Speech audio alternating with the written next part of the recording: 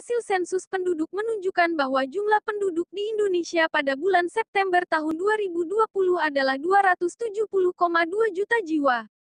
Jika dibandingkan dengan sensus penduduk terdahulu, kita bisa lihat bahwa jumlah penduduk Indonesia dari waktu ke waktu terus mengalami peningkatan. Kepala BPS Suharyanto katanya dalam acara rilis bersama data sensus penduduk 2020 dan data administrasi kependudukan 2020. Dia mengatakan bahwa dengan luas daratan Indonesia sebesar 1,9 juta kilometer, maka kepadatan penduduk mencapai 141 jiwa per kilometer persegi.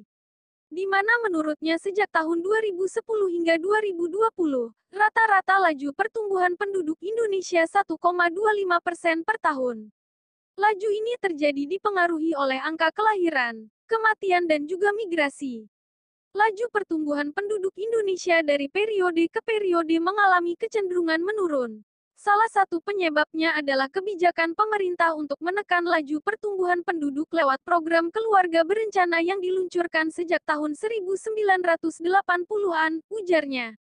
Lebih lanjut terkait sebaran penduduk Indonesia tahun 2020 per pulau, sebanyak 151,6 juta jiwa atau 56,1% penduduk Indonesia ada di Pulau Jawa. Lalu 58,6 juta jiwa atau 21,68% di Pulau Sumatera.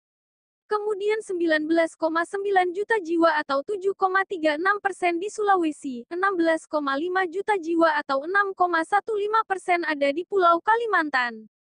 Untuk Bali dan Nusa Tenggara sebanyak 15 juta jiwa atau 5,54%. Terakhir Maluku dan Papua sebanyak 8,6 juta jiwa atau 3,17%.